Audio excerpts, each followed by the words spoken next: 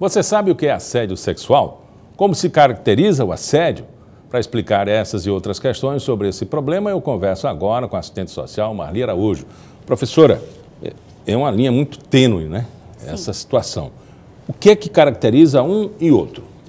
O assédio sexual, ele se caracteriza no ambiente de trabalho, é uma das suas características, e ele tem como característica relações hierárquicas ou relações de poder. O que é que isso quer dizer? Relações hierárquicas entre chefe subordinado e relações de poder. Então, necessariamente, você não precisa ser chefe de alguém para cometer o assédio sexual. Né? Por exemplo, ele tanto ocorre em empresas privadas como no setor público. Né? Na empresa privada, ele vem fortemente marcado pelas relações hierárquicas. Né? A legislação brasileira, desde 2001, já diz que o assédio sexual ele é crime, tá? Desde 2001, desde que ele é crime, e ele vem dizendo, a lei vem muito clara, demarcando as relações hierárquicas e as relações de poder. No ambiente público, penso que ele fica muito mais demarcado pelas relações de poder, o que envolve as relações de gênero. Olha, apesar de ser uma discussão sempre nova, ela é bastante antiga, né? Olha, data de 2001, como lei.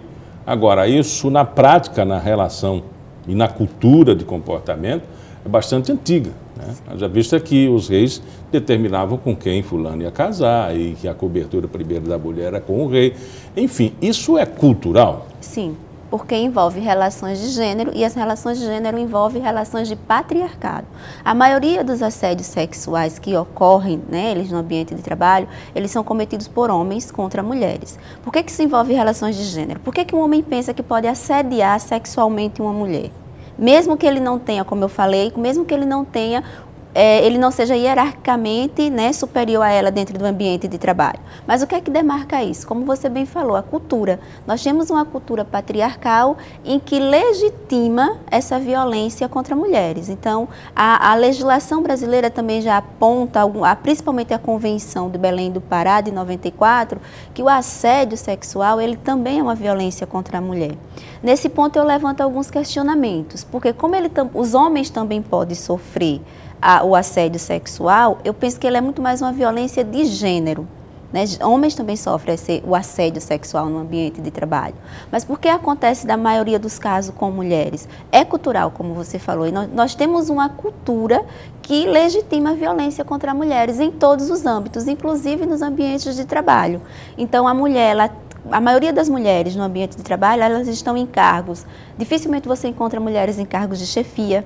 Elas ocupam profissões historicamente com remuneração menores. E é muito difícil, principalmente em empresas privadas, as mulheres ascenderem a posições de poder, de cargos de chefia dentro da empresa. Isso faz com que esse assédio também ocorra de forma recorrente no ambiente de trabalho. Ao mesmo tempo que ele é recorrente, ele é invisível. É muito difícil denunciar. É inversa essa possibilidade assimétrica à medida em que tem poucas mulheres no comando, mas ela repete o comportamento masculino?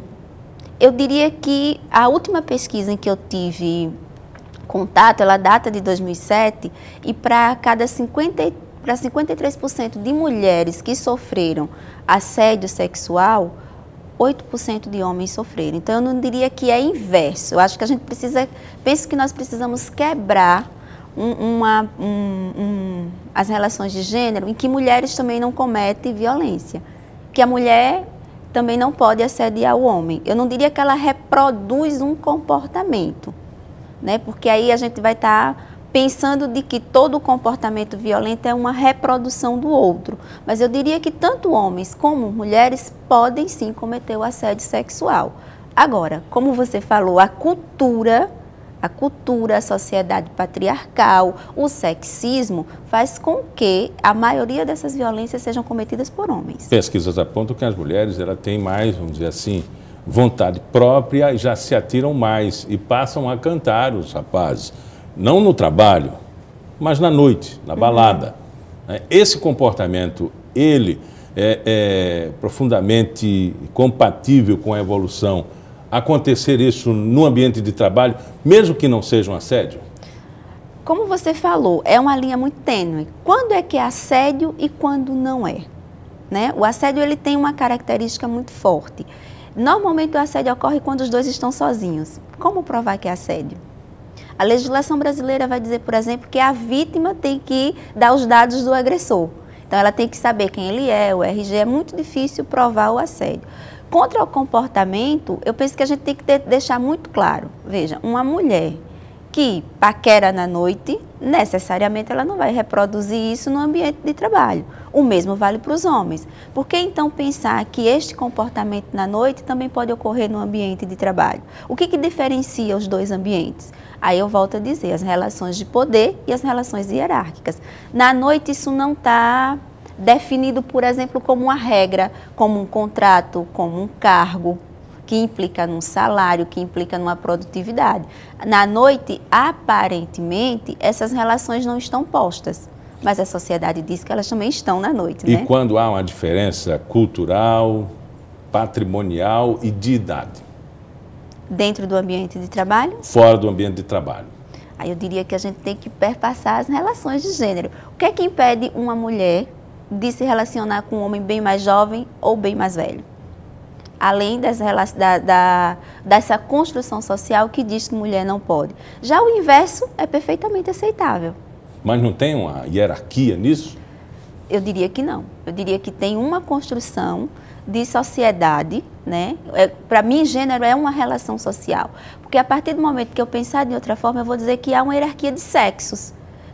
Por um sexo biológico ter mais poder que o outro. A priori, isso não se justifica. A priori, isso não se sustenta. Mas se você pensar em como essas relações elas são construídas, aí eu tenho relações desiguais, eu tenho relações assimétricas. Pela minha condição de ser mulher e pela condição de ser homem. Por exemplo, onde está escrito que homem tem mais poder? De que forma isso se construiu?